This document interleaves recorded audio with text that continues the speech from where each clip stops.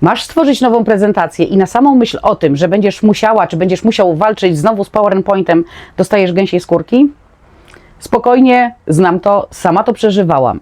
I powiem Ci, że mam na to świetne rozwiązanie, które nie dość, że pozwoli tą prezentację wykonać w sposób szybki, to na dodatek ta prezentacja będzie wyglądała profesjonalnie i myślę, że Tobie też sprawi kupę frajdy. Cześć, z tej strony Iza. Witam Cię serdecznie na moim kanale. W dzisiejszym filmie chcę Ci pokazać, jak stworzyć profesjonalnie wyglądającą prezentację i do tego nie będziesz musiała, czy nie będziesz musiał tracić połowy dnia. Moje prezentacje kiedyś też wyglądały tak, że jak dzisiaj na nie patrzę, to w ogóle wstyd je komukolwiek pokazać. Były na nich setki, no może przesadzam, dziesiątki bullet pointów. Było bardzo mało grafik, bardzo dużo animacji, no i tekstu było tyle, że jak otwierałaś slajd, no to wyglądało to jak ściana tekstu. Fakt, że wyglądało to trochę z mojej nieznajomości tego, jak się powinno tworzyć prezentację, ale powiem Ci, że trafiał mnie szlak, jak musiałam robić to w PowerPoincie i żeby znaleźć coś, co by mi się podobało, co by spełniało swoje wymagania, musiałam otwierać, nie wiem, dziesiątki różnych zakładek. To powodowało to, że już mi się nie chciało tego robić. Chciałam to zrobić jak najszybciej. Zakończyć, zapomnieć i po prostu mieć to z głowy. No ale jakiś czas temu przyszła mi z pomocą Canva. Tak, dobrze słyszysz, Canva. I powiem Ci, że odkąd ją poznałam, odkąd nauczyłam się w niej tworzyć prezentacje i nie tylko, to naprawdę jest to taki must have, który każdy z nas powinien znać. Więc zapraszam Cię teraz do obejrzenia filmu, w którym pokażę Ci to, czego się sama nauczyłam. Jak zawsze zaczynamy od strony głównej Canvy. No i żeby tutaj się znaleźć, musisz na początku wpisać www.canva.com, następnie się zalogować.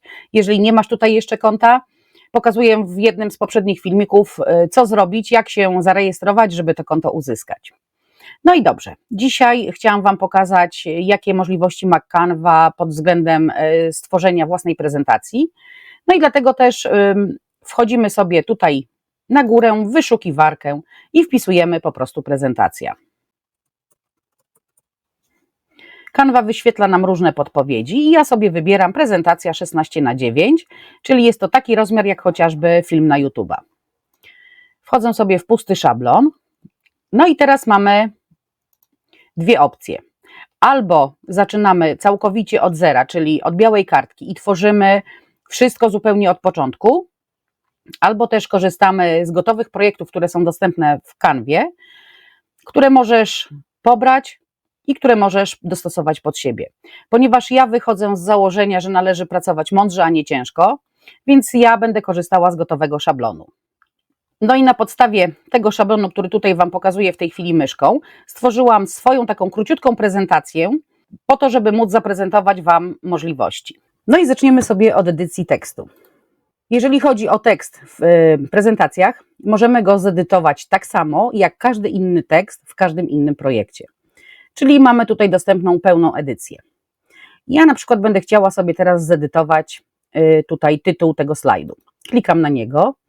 No i pierwsze co, to chcę zmienić czcionkę. Więc żeby ją zmienić, klikam tutaj na nazwę czcionki w górnym menu i następnie wybieram sobie, powiedzmy, Popinsa, niech będzie. No i tak wygląda ten nagłówek po zmianie czcionki. Mi osobiście zdecydowanie bardziej podobała się ta poprzednia czcionka, której nazwy nie potrafię wymówić w tej chwili, więc wybaczcie.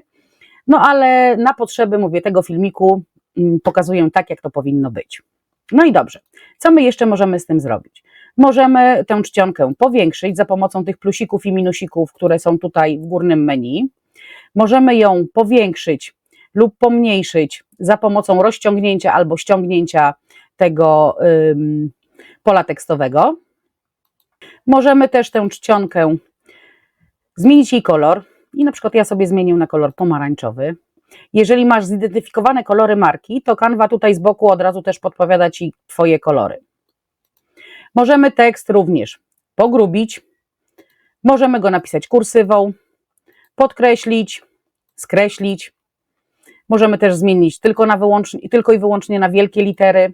Możemy ten tekst też wyrównać do lewej, do prawej, wyśrodkować lub wyjustować. Możemy też w nim zmienić odstępy między literami za pomocą tego suwaczka lub odstępy między liniami za pomocą tego dolnego suwaka. Możemy też tutaj wypunktować lub za pomocą kropek lub cyferek, ale to pokażę Wam troszeczkę później. Możemy też zmienić przeźroczystość tego tekstu, dodać różne efekty do niego, ale no to już wiecie, bo też pokazywałam Wam wszystkie możliwości edycji tekstu w poprzednich filmach. Jeżeli na przykład zrobicie coś, co Wam nie pasuje i na przykład mi tutaj zupełnie, ale to zupełnie nie pasuje kolor pomarańczowy, no i tak jak Wam mówiłam, podoba mi się bardziej poprzednia czcionka. Wtedy śmiało, bez żadnego stresu możecie używać tego przycisku, który tutaj znajduje się na niebieskim pasku cofnij. Możecie też użyć skrótu klawiszowego Ctrl Z, no ale mi jest łatwiej klikać ten guziczek, ponieważ operuję myszką. Więc cofam sobie do momentu, kiedy mi się ten tekst już podobał. Ale jeżeli stwierdzę, że jednak nie podoba mi się to tak, jak jest jednak teraz, no to wtedy korzystam z drugiej strzałeczki, która znajduje się przy cofnij, czyli strzałeczki ponów i tutaj też jest możliwy skrót klawiszowy Ctrl, Shift i Z i na przykład wracamy do momentu, w którym ten projekt nam się już podobał. No ale ja, tak jak mówiłam, mi się podoba ta czcionka, więc nie będę jej ruszała. Kolejną rzeczą, którą chciałam Wam pokazać, jest dodawanie zdjęć, ponieważ jest to rzecz równie często używana na prezentacjach jak tekst. Dlatego też wchodzę tutaj na elementy, no i mamy dwie opcje. Możemy dodać zwykłe zdjęcie, czy grafikę, albo możemy też dodać zdjęcie w ramce. I ja na przykład chcę sobie dodać zdjęcie w ramce, ponieważ to wydaje się takie bardzo estetyczne z tego powodu, że to zdjęcie, które dodajemy do ramki, ono jak gdyby z automatu w tą ramkę się wpasowywuje i to wygląda naprawdę bardzo, bardzo fajnie. I na przykład, żeby tą ramkę dodać, trzeba w elementach, w wyszukiwarce wpisać słowo ramka albo kliknąć te, które tutaj się nam wyświetla, jako na przykład jedno z ostatnich słów, które używaliśmy. Następnie klikam wyświetl wszystko i tutaj nam się pokazują wszystkie ramki, które są dostępne w Canwie. No może nie wszystkie, ale większość. No i ja sobie wybiorę na przykład standardowe kółeczko. Dobra. I tutaj będę chciała umieścić swoje zdjęcie. Może nie aż takie wielkie, jak jest teraz, ale będę chciała. Teraz przechodzę do wyboru zdjęcia jakiegoś swojego.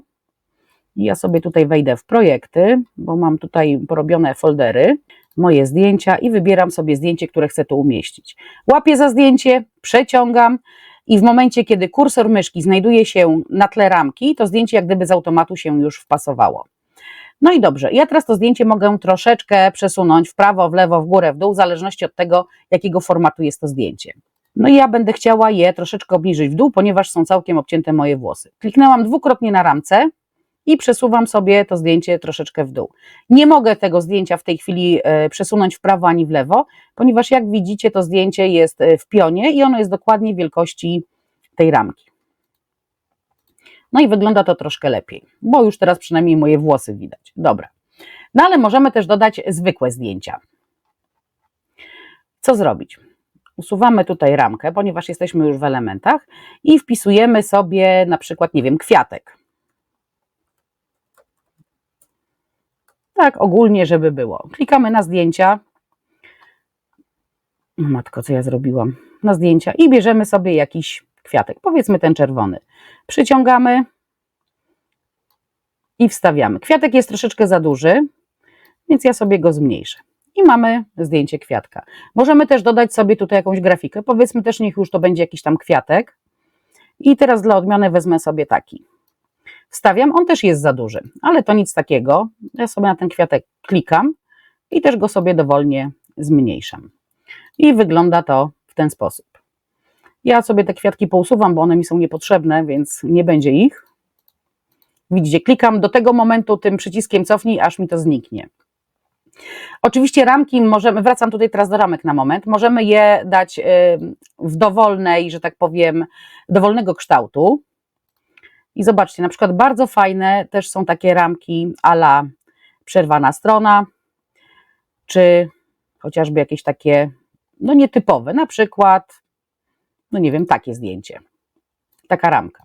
Ja sobie ją zmniejszę i wstawię sobie tutaj zdjęcie, zobaczymy, czy ja mam coś tu wybrane. Dobra, wpiszemy kobieta. Przychodzę na zdjęcie, no i mam. I ja chcę sobie wstawić tutaj tą panią. Zobaczcie, przeciągnęłam, wstawiłam, bardzo fajnie to wygląda. No akurat na tym różowym może słabo to wygląda, więc teraz dam inne troszkę zdjęcie. O, tu będzie troszkę bardziej może widoczne. I też to zdjęcie jest takie, no inne, nie musi być koniecznie ramka. I teraz jak mamy jeszcze, zapomniałam Wam powiedzieć wcześniej, zdjęcie w takiej ramce, możemy to zdjęcie z całą ramką też powiększyć, pomniejszyć, możemy je ustawić pod dowolnym kątem, do góry nogami, no tutaj, że tak powiem, nasza wyobraźnia może zdziałać cuda. No i dobrze. Tu usuwam sobie panny i te ramki, bo tego nie chcę. Widzicie, namiętnie korzystam z tego przycisku cofnij. Będę Wam to chyba dzisiaj dziesiątki razy powtarzała. No ale co zrobić, żeby dodać zdjęcie na przykład bez tła? Już Wam pokazuję. Tutaj jak widzicie mam dodaną panią, która ma częściowo tło, a częściowo tego tła nie ma. No i załóżmy już, żeby już tego filmu nie przedłużać nie wiadomo jak długo, skorzystam sobie z tej pani. Przyciągam sobie jej zdjęcie. Jak widzicie, pani jest z tłem. I co zrobić, żeby to tło usunąć? Jeżeli masz wersję Pro, to klikasz po prostu na usuń tło i to tło się, jak widzisz, usunęło. Już mamy panią bez tła. I możemy ją dodać w dowolnym miejscu na naszej prezentacji. Natomiast jeżeli nie masz wersji Pro, to musisz skorzystać ze strony Remove.bg i tam to tło usunąć. Jak to zrobić? Również pokazuję w jednym z moich wcześniejszych filmików. Jeżeli chcesz też usunąć całkowicie zdjęcie, tekst, grafikę, cokolwiek ze swojej prezentacji, możesz klikać kilkanaście, kilkadziesiąt razy cofnij, tylko po co? Jeżeli ja wiem, że na przykład tej pani nie chcę tutaj w ogóle na tym slajdzie, więc wtedy klikam na to zdjęcie i albo klikam tutaj przycisk tego kosza na śmieci, czyli usuń, albo na klawiaturze klikam przycisk delete. No dobra, mamy już opanowany w miarę tekst, mamy opanowane w miarę zdjęcia i grafiki, no ale co zrobić, kiedy byśmy chcieli na przykład do naszego slajdu dodać jeszcze jedną stronę? No i teraz w zależności od tego, co chcesz zrobić, mamy różne, że tak powiem, funkcje tutaj. No i na przykład ja bym chciała tutaj taką samą stronę dodać, jak tutaj widzimy w tej chwili na naszym ekranie, tylko będę chciała, powiedzmy, zmienić tytuł. Więc co robię? Klikam prawym przyciskiem myszy na tą stronę, tutaj na dole.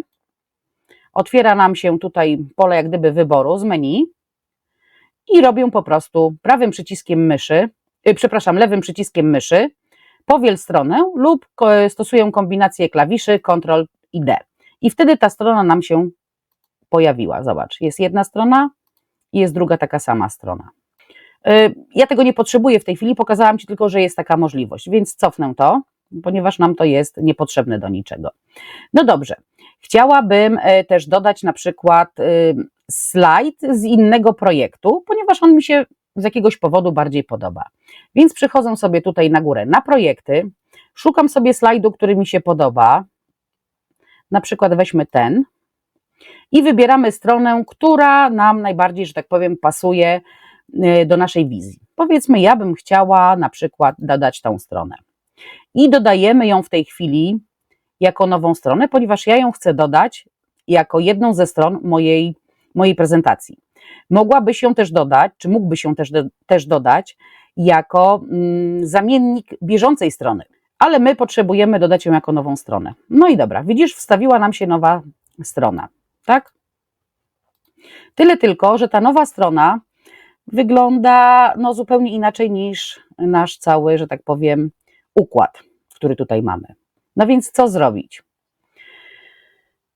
Wchodzę z powrotem na projekty, z tego wychodzę i wybieram projekt, z którego sama korzystałam i następnie zjeżdżam w dół, tutaj pokazuje nam się styl szablonu i co robię? Klikam na tym i zobacz, ta nowo dodana strona z zupełnie innego projektu zmieniła nam się na ten sam styl, w jakim jest cały nasz projekt. Fajne to jest, nie? Bo możemy w ten sposób sobie brać z różnych projektów różne strony i stworzyć całkowicie odmienny, że tak powiem, odmienną prezentację, korzystając z tych, które są już tu gotowe w Canwie, bo mogę sobie na przykład wziąć, nie wiem, pierwszą stronę z projektu A, drugą stronę z projektu B, trzecią stronę z projektu C i tak dalej, i tak dalej. Wybrać sobie jeden styl, który mi z tych projektów pasuje, albo na przykład nie z tych, tylko jeszcze z innego projektu i wszystkie te strony dopasować, że tak powiem, żeby było w jednym stylu. Dobrze, ja sobie tą stronę usunę, bo ona mi jest niepotrzebna na razie. Także Canva naprawdę daje nam tutaj mnóstwo możliwości i po raz nie wiem, który powtórzę się, że wszystko zależy tylko i wyłącznie od naszej kreatywności i naszej inwencji twórczej. Kolejną rzeczą, którą chcę Wam pokazać, jest zmiana kolorów w całej prezentacji. I na przykład chciałabym, żeby kolor mojego tła i kolor niektórych elementów był zmieniony na jakikolwiek inny. No i co trzeba zrobić? Klikam na tło, następnie wchodzę tutaj do tego kółeczka, w którym się zmienia kolory i wybieram sobie kolor, na jaki chcę to zmienić. Ja sobie powiedzmy wezmę ten kolor żółty. No i dobra, zmienił mi się jak widać jeden kafelek. No ale co tu zrobić, żeby zmieniła się cała prezentacja? Ano, zjeżdżam tutaj w dół i zobaczcie, mam taki przycisk zmień wszystko. I teraz wszystko z tego koloru jasnego różu mogę zmienić na kolor żółty, czyli wszystkie elementy, które są w prezentacji w kolorze jasnoróżowym, z automatu zamienią się na kolor żółty. Klikam i spójrzcie, co się wydarzyło. Wszystkie slajdy tło mają w kolorze jasnożółtym. No i na przykład teraz kolejną rzeczą, jaką chcę zmienić, jest zmiana, załóżmy, niech będzie tych gwiazdek. I ja to chcę zmienić sobie na kolor, powiedzmy, taki jasno-niebieski. Znowu klikam na taki kolor jasno-niebieski. Zmieniła mi się ta jedna gwiazdeczka, ale jak zjadę tutaj niżej i kliknę na zmień wszystko, to wtedy na każdym jednym slajdzie, na którym występowały te gwiazdeczki, akurat tutaj nie występują, o, na przykład tutaj są, czy gdzieś jeszcze były? Nie, chyba tylko na razie na 2 slajdach to było. Zmieniły się one na kolor niebieski. No to teraz chcę zmienić sobie, powiedzmy, słuchajcie, te tutaj elementy, co są przy zdjęciach. Znowu zaznaczam jeden element, klikam na zmianę koloru i wchodzę na kolor granatowy. Zmieniła mi się jedna ta strzałeczka, zmieniam wszystko i zobaczcie, zmieniło mi się w całej prezentacji, wszystkie te elementy, które występowały tutaj, zmieniły mi się na kolor granatowy. Ale zwróćcie uwagę, przepraszam, że zmieniły mi się również te elementy tutaj, które są, widzicie, na rogach i tło we wszystkich napisach. Co ja zrobiłam? Ano, w momencie, kiedy tworzyłam tą prezentację, ja te elementy pododawałam w kolorze takim tym ciemno-różowym, przygaszonym jak gdyby, ale spójrzcie, zmieniłam również przeźroczystość. I w tym momencie, jak zrobię brak przeźroczystości, te elementy są w kolorze granatowym. Natomiast przez to, że ja tą przeźroczystość zmieniłam i następnie te elementy powielałam i dodawałam do kolejnych slajdów, one wszystkie mają zmniejszoną przeźroczystość. Dlatego też one nie są w kolorze granatowym takim, jak były tutaj, tylko są w kolorze granatowym, ale ze zmniejszoną przeźroczystością. Mam nadzieję, że to wytłumaczyłam na tyle dobrze, że ktoś mnie zrozumiał. W razie czego zapraszam do zadawania pytań pod filmikiem i naprawdę postaram się to wytłumaczyć raz jeszcze w sposób bardziej taki zrozumiały. Chociaż wydaje mi się, że tutaj całkiem nieźle mi to poszło. No dobrze, możemy też zmienić w tym momencie, zmiany też dokonać, ojej, zaplątałam się. Możemy w ten sam sposób zmieniać również napisy. Powiedzmy, ja chcę zmienić sobie wszystkie kolory napisów na jakiś inny kolor, więc zaznaczam na przykład tutaj tytuł tego slajdu, wchodzę na literkę A, tam gdzie się zmienia kolory i wybieram sobie jakiś kolor. I tutaj chciałam Wam pokazać, że zobaczcie, mam dodane 2 zdjęcia do tego slajdu i Canva z automatu podpowiada mi również, jakie kolory występują na tych zdjęciach. I ja sobie powiedzmy tym razem wybiorę kolor zielony dla odmiany, niech tak będzie. No i znowu klikam zmień wszystko i w tym momencie wszystkie napisy czy elementy, które znajdowały się w tym kolorze poprzednim, zmieniły się na kolor zielony. Zobaczcie, na każdym jednym slajdzie. I powiedzmy, że ja to na razie tak zostawię na potrzeby tego filmiku, żeby już za bardzo się nie zmieniać, nie rozdrabniać. No to teraz przejdźmy do dodawania na przykład wykresów. Ja tutaj mam dodane zdjęcie wykresu w ramce, które teraz usunę. Usunę też to tło, które jest. No i co zrobić, żeby dodać taki wykres? Ano wchodzimy w elementy, wpisujemy tutaj słowo wykres i tutaj nam Canva podpowiada od razu któryś z tych trzech, który możemy wybrać, ale ja jeszcze nie wiem, jaki chcę wykres, dlatego też klikam Enter i sobie wchodzę na te wykresy, następnie klikam wyświetl wszystko i mam dostępne wszystkie wykresy, które są, że tak powiem, dostępne na ten moment w Canwie. I załóżmy, ja sobie wezmę ten wykres. Takie kółeczko. Ustawiam go sobie, powiedzmy tutaj, troszkę go zmniejszę, żeby mi nie zasłaniał wszystkiego, co ja chcę, żeby tam było widoczne.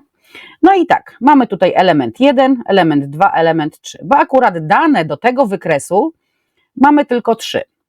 Możemy te dane dowolnie edytować. W momencie, kiedy jesteśmy na tym wykresie, mamy tutaj elementy, możemy je dowolnie nazwać, jak również mamy i wartości. Na przykład ja tutaj sobie wpiszę, nie wiem, kolor czerwony, zrobimy kolorystykę, powiedzmy, tak? Obserwujcie teraz wykres. Ja będę tutaj wpisywała dane, a wy zobaczcie, jak to się będzie zmieniało. Wpisuję wykres, mamy 10, a ja chcę, żeby było na przykład 32%. Dobra. Następnie wpisuję kolor zielony i też zmienię sobie dane, tak żeby to miało właśnie w razie czego ręce i nogi. Powiedzmy, zróbmy sobie 48. Dobra.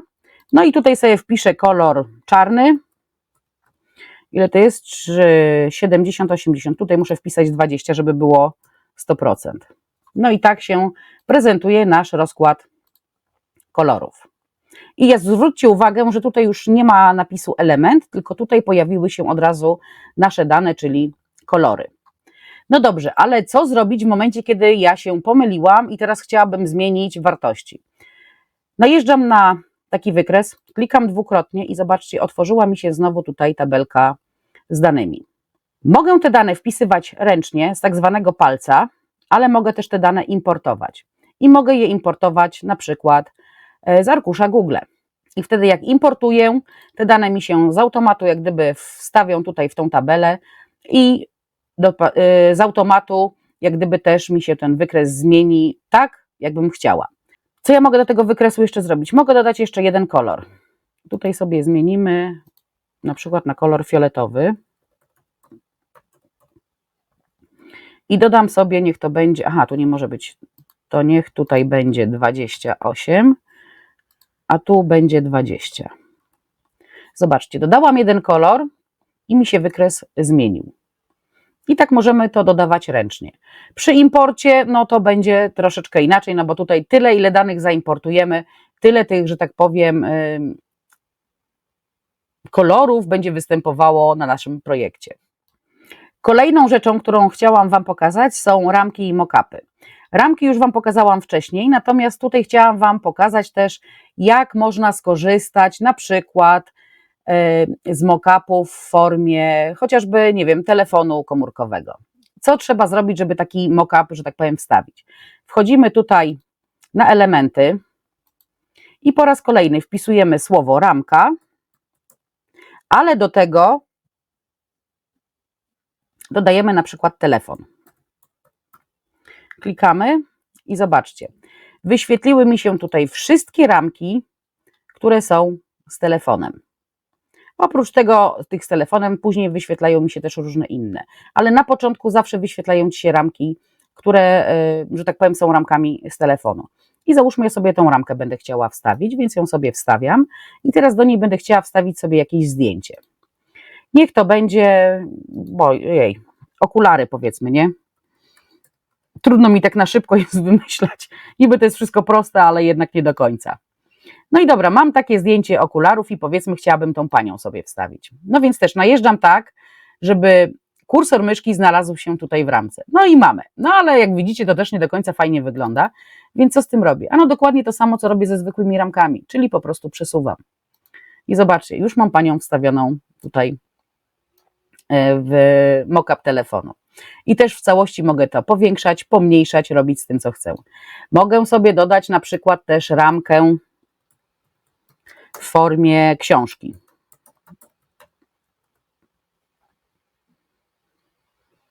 Znowu wyświetlam wszystko i powiedzmy wstawię sobie, niech będzie ta pierwsza.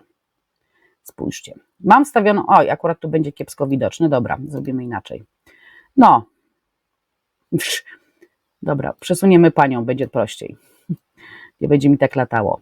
Mam ramkę książki. No i teraz przydałoby się jakiś tytuł fajnej książki wstawić, albo tej, którą sami sprzedajemy, albo takiej, którą, jeżeli ktoś prowadzi z Was Bookstagrama, to tej ostatnio przeczytanej, czy no wiecie, sami możecie wybrać to, co chcecie.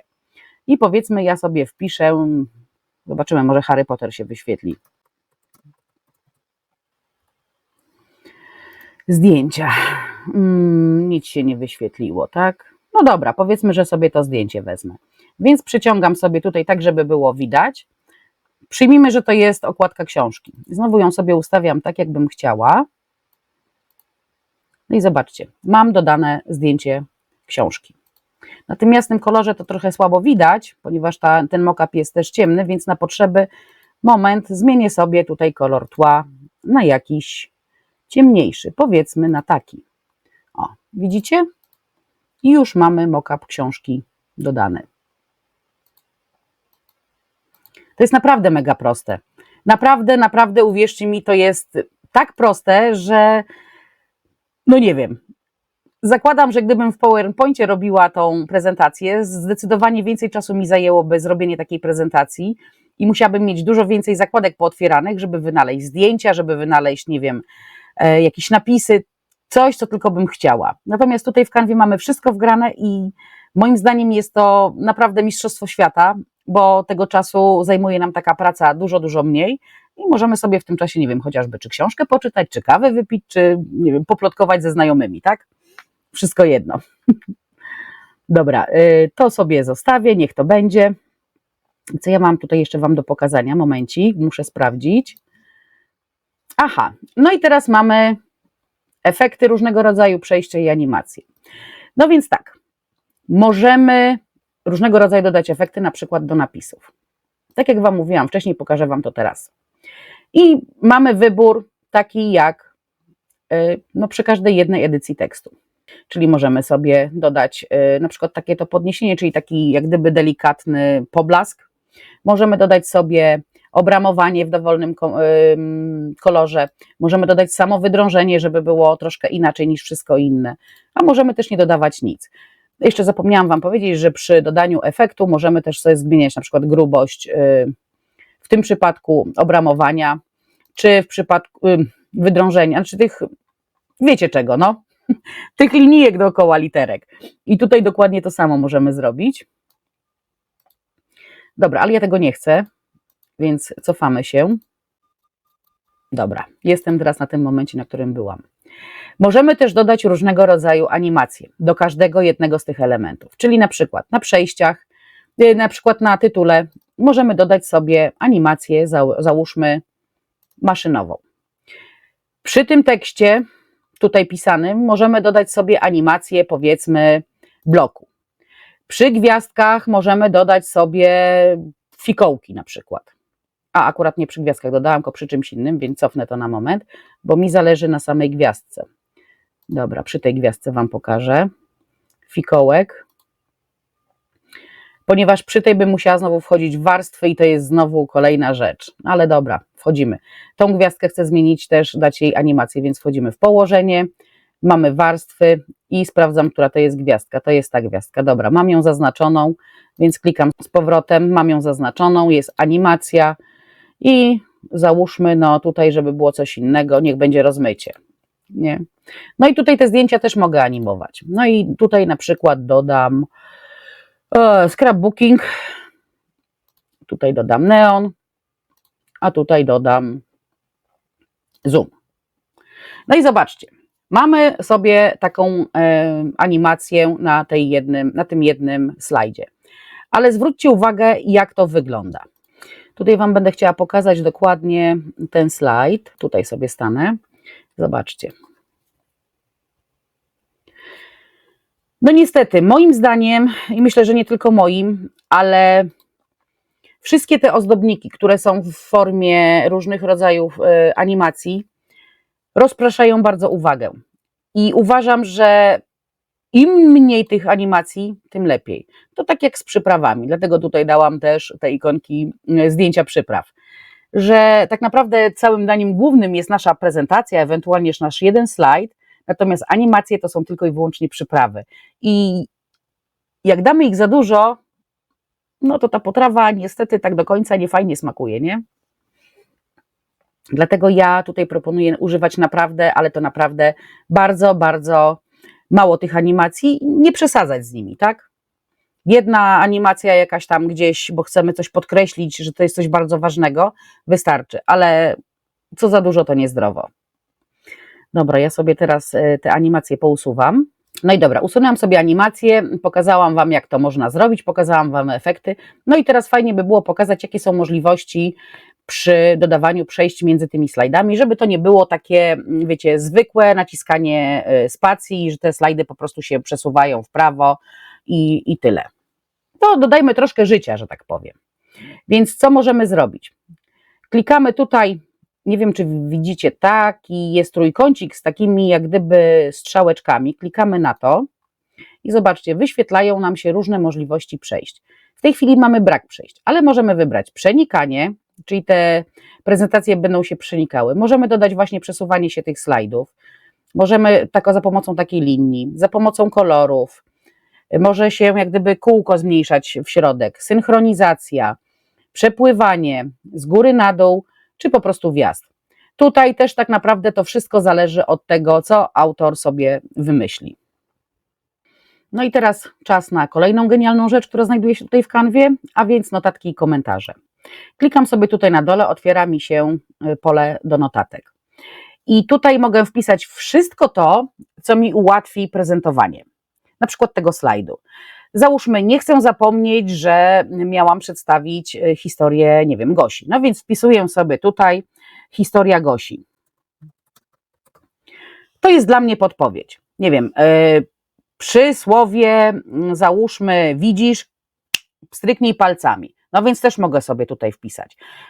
Mogę też dopisać sobie na przykład, nie wiem, nie zapomnij o CTA albo cały tekst CTA, który mam powiedzieć. Naprawdę, no tutaj to jest coś, co nam pomoże tą prezentację przeprowadzić tak w sposób bez zająknięć, bez zatrzymywania się, no w taki sposób profesjonalny. I kolejną też bardzo fajną rzeczą, jeżeli chodzi o prezentację, są komentarze. Jeżeli pracujesz w zespole, to tutaj masz taką opcję komentarza i możesz tutaj dodać osobę, z którą na przykład tworzysz tą prezentację lub którą chcesz poinformować w jakiś sposób, żeby obejrzała, że już jest skończona, żeby naniosła swoje jakieś poprawki, no cokolwiek, co tam potrzebujesz. Czy możesz dodać też komentarz sama dla siebie, na przykład, nie wiem, za 3 godziny będziesz wracała do tego projektu, bo teraz nie możesz i sobie wpisujesz, załóżmy, że na tym slajdzie zakończyłam. Dodajesz i zaczynasz pracę za te 3 godziny od tego slajdu i tutaj już wiesz, jaką ostatnią rzecz zrobiłaś. Ja myślę, że to jest naprawdę super sprawa i gdybym mogła korzystać z niej na bieżąco, to być może te moje filmiki wyglądałyby troszeczkę inaczej, no ale staram się nie korzystać z tego, staram się mówić z głowy, bo wiecie co, jak czytam, to jest jeszcze gorzej. To już jest po prostu totalna masakra, więc wybaczcie troszkę. No i dobrze, jak już, że tak powiem, uznamy, że nasza prezentacja jest w 100% skończona, nie chcemy już w niej nanosić żadnych poprawek, nic zmieniać i tak dalej, no to możemy przejść do prezentacji, która znajduje się tutaj na górze obok przycisku udostępnij. No i jak klikniemy na tą prezentację, mamy kilka opcji do wyboru.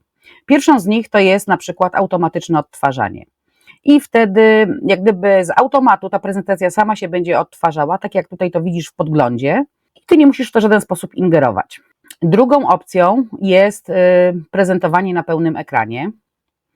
Czyli w tym momencie klikam prezentuj, no i naciskam, nie wiem, na przykład spację. No akurat tu jest koniec już prezentacji, więc nie bardzo Wam to mogę pokazać. W sumie źle to zrobiłam. O, teraz Wam pokażę.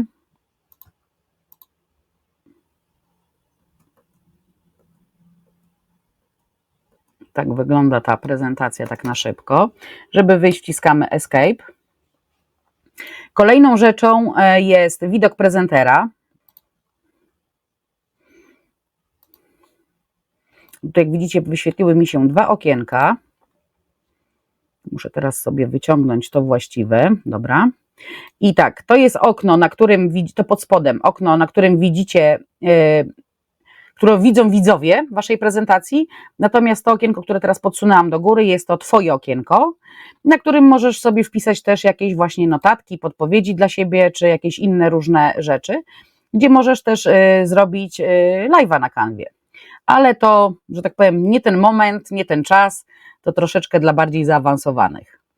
No, mamy tutaj też różne opcje dostępne na stronie, czyli rysowanie, możemy tutaj sobie jakieś magiczne skróty wprowadzić, możemy pokazać minutnik, żeby czas nam się odliczał. No, naprawdę mamy dużo możliwości. I żeby zamknąć taką stronę, wystarczy, że klikniemy sobie po prostu Xika i wracamy do naszej prezentacji całkowicie w kanwie. No i ostatnią rzeczą bardzo fajną jest prezentuj i nagrywaj. I jak widzisz, tutaj jest też podgląd i w momencie, kiedy będę prezentowała i nagrywała, ta prezentacja zostaje nagrywana, jak gdyby nagranie tworzy się z tej prezentacji i jednocześnie tutaj w małym okienku, gdzieś na tym slajdzie pokazuje się okienko z tak zwaną gadającą głową. I to jest na przykład mega przydatne wtedy, kiedy tworzysz właśnie czy jakieś szkolenia, czy filmy szkoleniowe, czy nawet chociażby prezentację, którą prezentujesz online, tak? No, myślę, że to jest bardzo przydatna funkcja i warto z niej korzystać.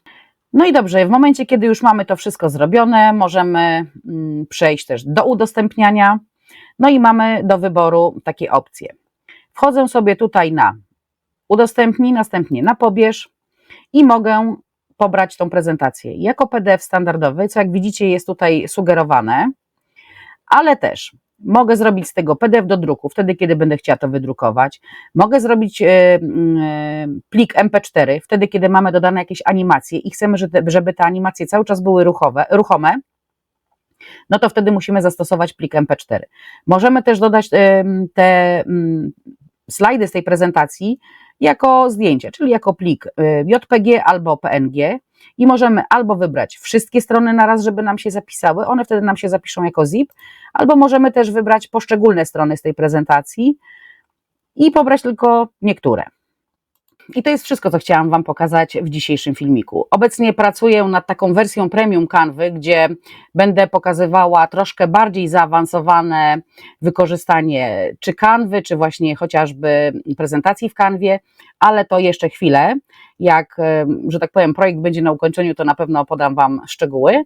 A teraz bardzo dziękuję Ci za wspólnie spędzony czas. Mam nadzieję, że ten filmik był również pomocny, że wyniosłeś coś z niego i tak na zakończenie zasubskrybuj mój kanał, zostaw kciuk w górę i wciśnij dzwoneczek, żeby nie przegapić kolejnych materiałów, które będą się pojawiały na moim kanale z Canvy. Do zobaczenia w kolejnym tygodniu. Pa!